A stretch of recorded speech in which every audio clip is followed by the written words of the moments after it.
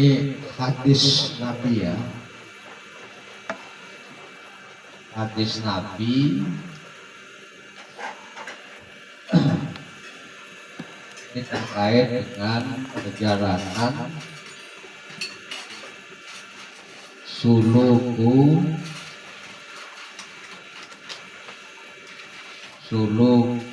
thariqah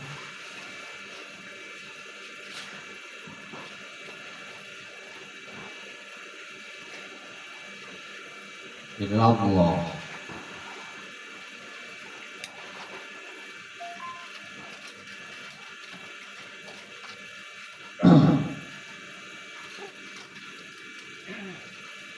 Menapaki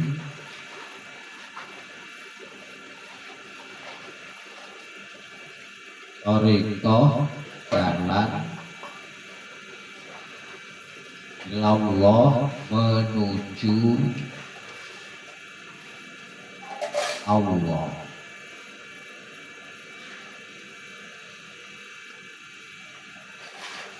Nah, di ujung perjalanan menapaki jalan menuju Allah itu nanti nihayah sananya pada akhirnya kita Allah bersama Allah. Bersama Allah ini maka bagian dari ya bisa saya sebut kurikulum dalam berjamiah itu. Ini kalau di tempat-tempat lain disebutnya ziarah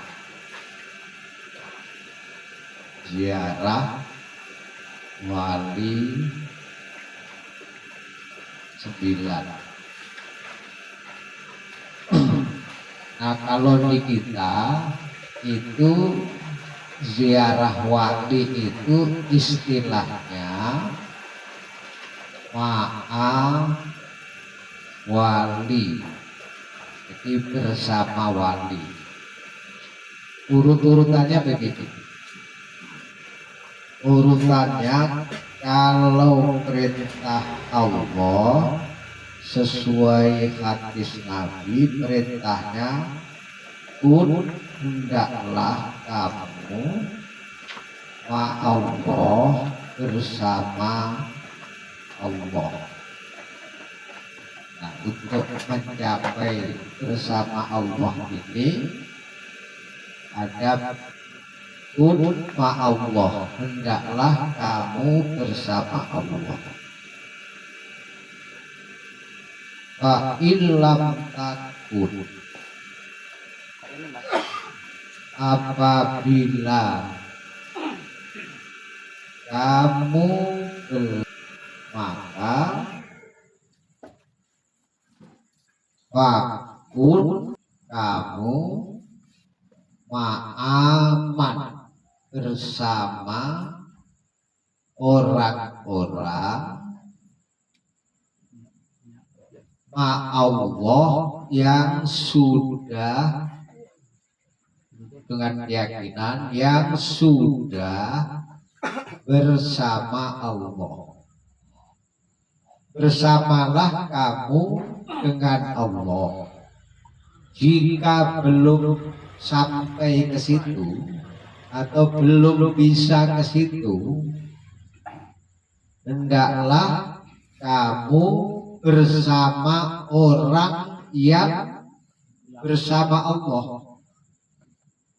Nah, yang kita yakini adalah dalam hal ini wali 9 ini. Wali 9 ini adalah orang yang sudah bersama Allah. wali 9 ini sudah bersama Allah. Maka kalau kamu belum bisa bersama Allah, maka kamu bersama dengan wali 9. Ini orang.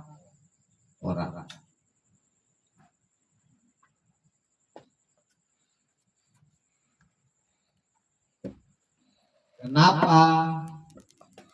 Fa'innahu,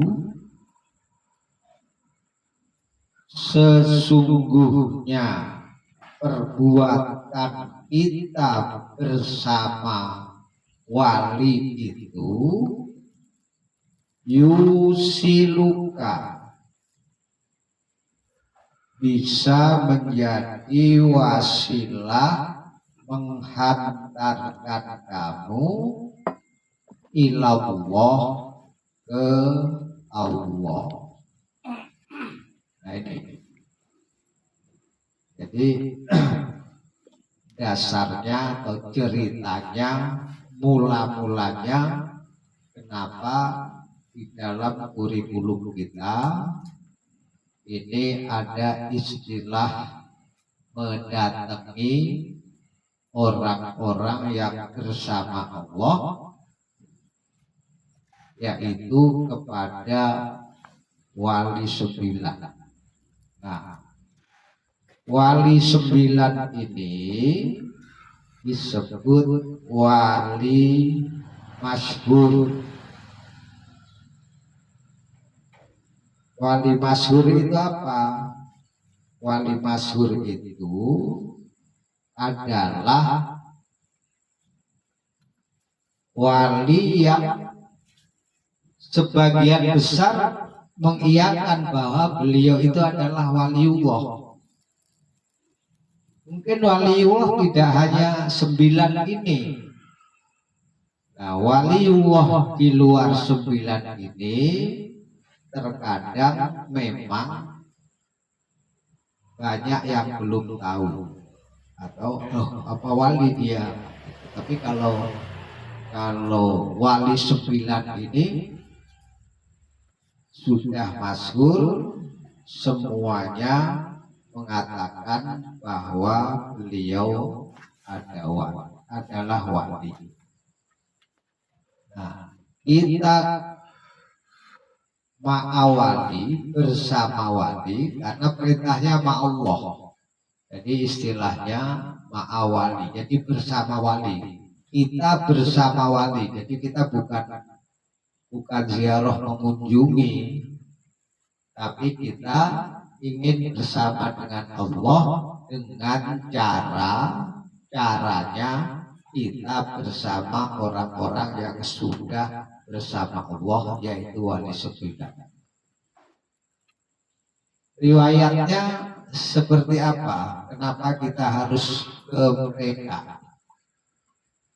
Kalau kita hafal di dalam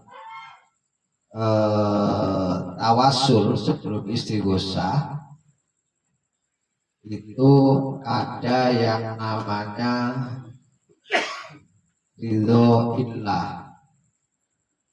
Beliau ini sudah pasti ridho atas keputusan Allah, dan Allah juga ridho kepada beliau.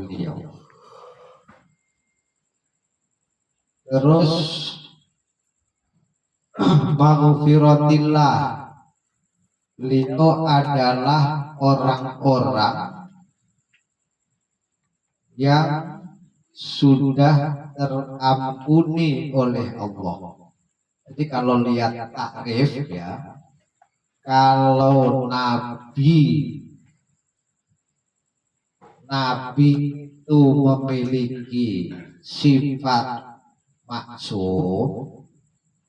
Maksum ini sebut saja tidak mungkin berbuat dosa. Ya, tidak mungkin berbuat dosa. Maksum ini dijaga dari dosa. Tapi kalau wali ini masih mungkin berbuat dosa. Tetapi wali ini, ya, wali ini masih mungkin berbuat dosa, akan tetapi kalau minta ampunan kepada Allah itu oleh Allah langsung dipenuhi. Jadi dijaganya seperti itu. Begitu dosa minta ampun langsung diterima permintaan ampunannya. Nah, kemudian ada nasrillah, pertolongan Allah. Beliau-beliau ini dalam menjalankan tugas dakwahnya adalah orang-orang yang sudah terbukti ditolong oleh Allah. Nah, ini bagian daripada apa yang menjadi milik wali. Terus kemudian nomor 4 banyak. Ilmillah, beliau adalah orang yang dikaruniai ilmunya Allah. Terus kemudian ma'rifatillah, beliau orang-orang yang makrifat Allah. Kemudian barokatillah, beliau orang-orang yang mendapatkan barokah Allah. Wahaibatillah, beliau orang-orang yang dikasih wibawa oleh Allah. Kemudian ada mukasyafatillah, beliau adalah orang-orang yang sudah dibuka hatinya oleh Allah. Nah, katakan 7. Dan masih banyak lagi. Nah, pemberian Allah ini untuk apa? Diberikan oleh Allah kepada beliau-beliau. Ini adalah bagian dari bantuan Allah agar mereka memiliki fasilitas perjuangan untuk mendakwahkan, mensiarkan, mengenalkan ya Allah, tentu dengan ajarannya sudah barang tentu melalui syariat yang disusun oleh Rasulullah. Nah, karena mereka ini atas pertolongan Allah sudah terbukti berhasil. Ini kalau dalam sejarah begini,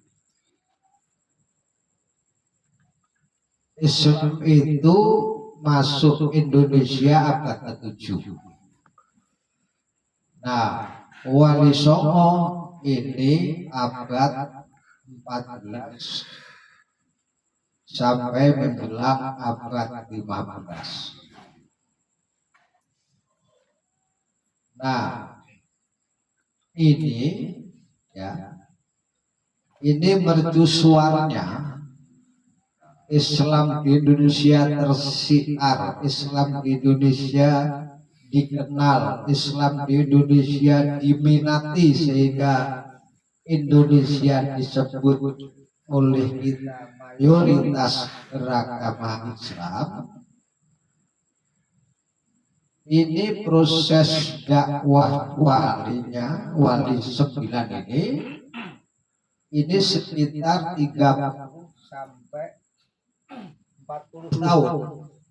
Jadi selama 35 atau 40 tahun Islam di Indonesia ini menjadi agama mayoritas berkat perjuangan Wali Songo karena mereka tentu ditolong oleh Allah, dibantu oleh Allah dengan segala kelebihan-kelebihan yang kita mengenalnya karomah. Nah, kalau Islam masuk Indonesia abad ke-7, itu kira-kira Sayyidina Ali itu menjadi khalifah tahun 640. Jadi Indonesia kedatangan Islam itu mulai periode Sayyidina Ali, ya, periode Sayyidina Ali. Jadi dulu kalau yang disampaikan Mbah Mun itu salah satunya kaum Jabariyah. Jadi kaum Jabariyah ini kalau digambarkan kehidupannya itu seperti bulu atau kapuk, atau bulu atau kapuk yang diikat benang, kemudian benangnya disangkutin di apa, seperti itu salah satu firqah di dalam Islam. Maka pelayaran mereka yang pakai perahu dan apa namanya itu layar, ya, ini terpa angin sehingga singkat cerita sampailah ke Indonesia. Jadi di antara orang-orang tabi'in, katanya ada yang sahabat, perjalanan mereka sampai ke Indonesia itu karena angin itu, karena diterpa angin, naik sampan, naik perahu, mengibarkan layar diterpa angin, sampailah ke Indonesia. Disebutnya dalam sejarah itu abad ke-7 atau tahun 640. Nah, mari kita hitung. Kalau abad ke-7 sampai 14 atau 15, ini sekitar 700 tahun. Jadi dakwah Islam di Indonesia ini 700 tahun.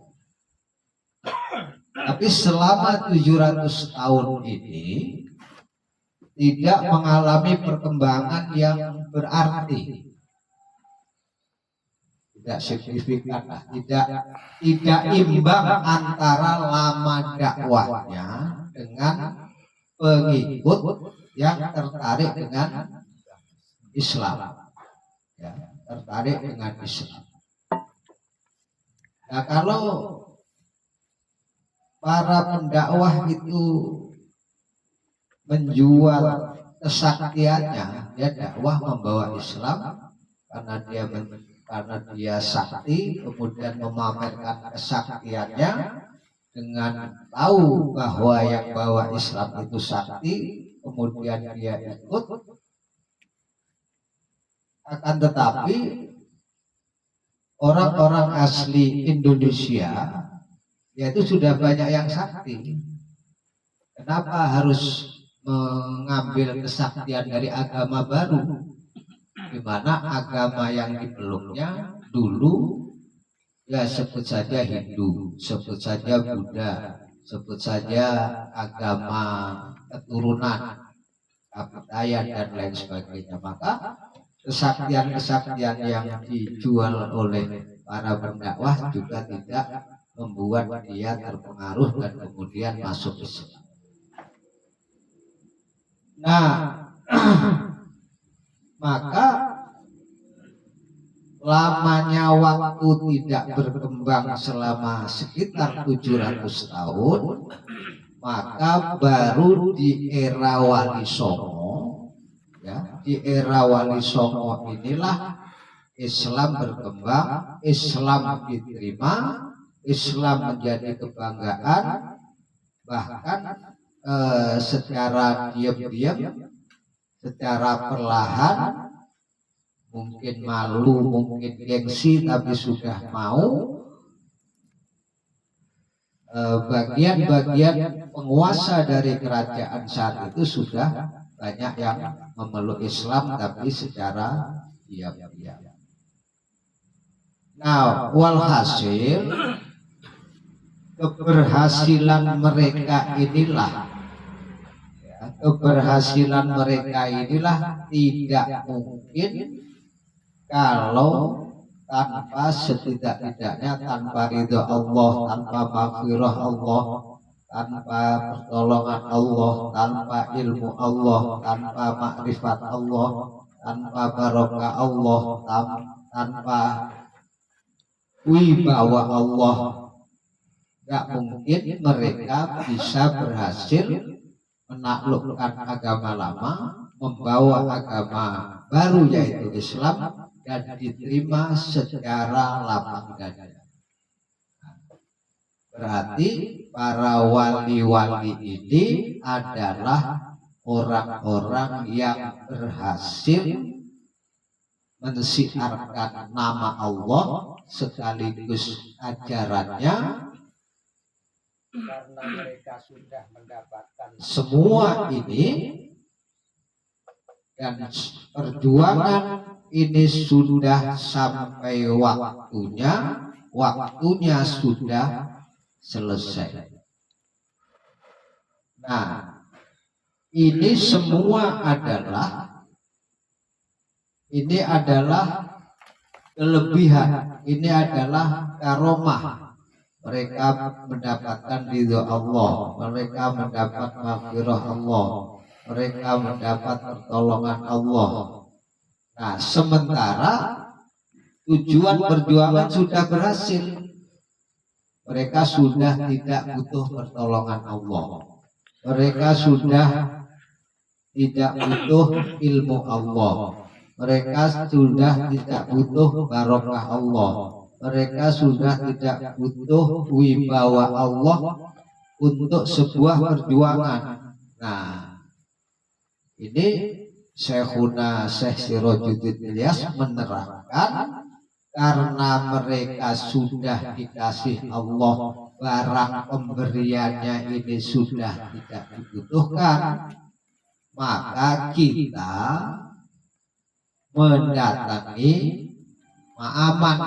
mendatangi mereka supaya kita bisa bersama Allah. Untuk apa? Ya tentu saja untuk bekal kita menghadapi kehidupan yang sekarang kita jalani itu. Nah, di dalam kehidupan itu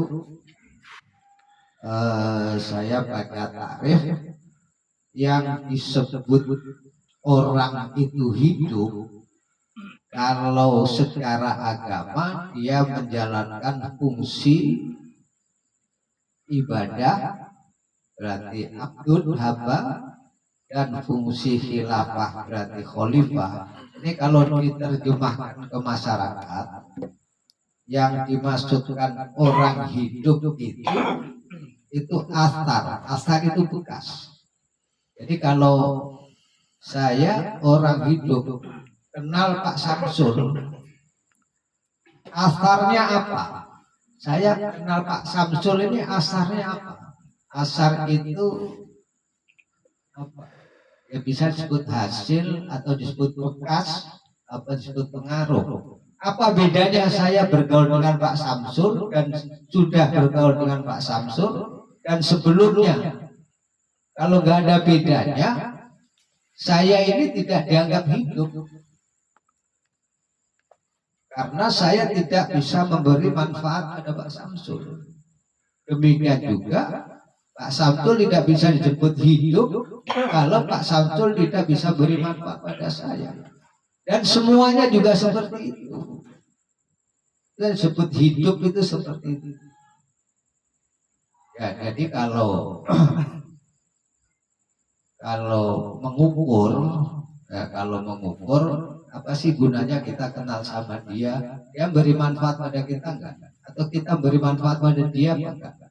Kalau imbal balik ini tidak ada, yaitu fungsi khilafah, maka itu tidak bisa disebut hidup. Ya dia jalan-jalan, dia makan, dia ngerokok, dia ngopi, tapi manfaatnya apa? Bergaul dengan dia, Nah, seperti itu. Nah, para wali-wali ini sudah sangat banyak, tidak bisa dihitung, memberi manfaat kepada orang-orang yang menjadi mukhatab, orang-orang yang diajak memeluk Islam, orang-orang yang diajak menyembah Allah. Maka beliau-beliau ini adalah orang-orang yang kita anggap berhasil dalam perjuangannya. Apa mereka ini manusia? Ya manusia. Apakah mereka ini punya sifat marah? Punya. Apakah mereka ini punya sifat mudah tersinggung? Punya. Apakah mereka ini punya sifat dendam? Punya.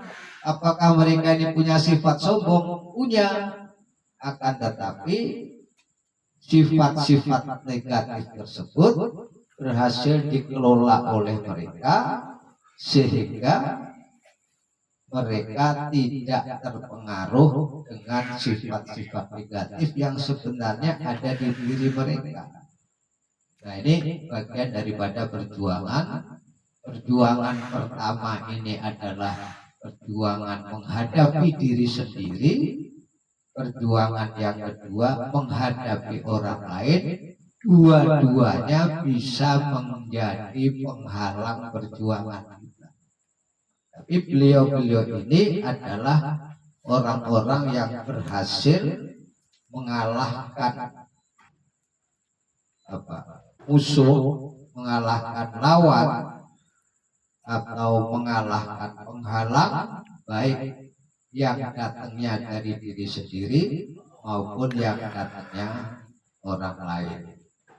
Nah, ini terkait dengan ini saya mengajak pada teman-teman ilmiahnya Ma'awati, ilmiahnya kita ke orang-orang, bersama orang-orang yang sudah jelas berhasil dalam perjuangannya. Maka dalam sulukut thariqah, perjalanan kita menuju Allah, salah satunya adalah medianya kita Ma'awali. Nah, Ma'awali itu nanti kita laksanakan sekitar tanggal 18. Tanggal 18 kemungkinan tanggal 20 sore kita sudah balik ke Jakarta. Biasanya Jumat, Sabtu, Minggu. Nah, Minggu ini bisa Minggu sore, bisa Minggu malam, bisa Minggu pagi menjelang subuh. Nah, ini ya harus kita niatkan. Niat itu qasdu syai'in muqtaronan bifi'lihi, menyengaja sesuatu dengan dibarengi melakukan sesuatu untuk menuju tujuan yang kita sengaja itu. Kalau kemarin 750, nah, katakan pakai angka kemarin ya, supaya tidak berat, nabung mulai sekarang. Jadi kalau pas Allah kasih rezeki jangan digampangkan. Loh, gampang nanti ada, ternyata nggak gampang. Ya, nanti sisihkan rezekinya yang dikasih rezeki Allah.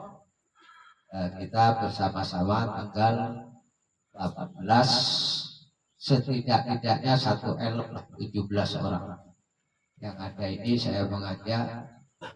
Nanti 1 lagi rombongan Pak Beriasyik insyaallah. Nanti kita bersama-sama Ma'awali, kita mendatangi tempat beliau-beliau beristirahat setelah menjalani perjuangan yang panjang. Untuk apa? Untuk minta ini, minta izin ngambil ini. Karena mereka beliau-beliau sudah tidak butuh ini, ilmu dakwah dakwah mereka udah selesai waktunya maksudnya. Waktu dakwah untuk mereka sudah selesai.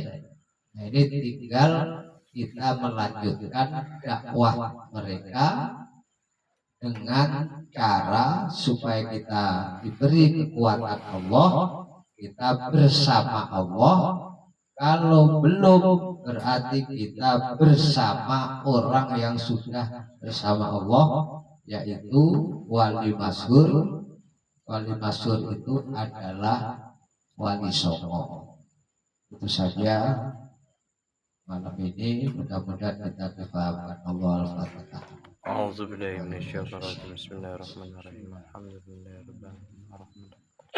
Iyyaka na'budu wa iyyaka nasta'in. Assalamualaikum warahmatullahi wabarakatuh. Waalaikumsalam.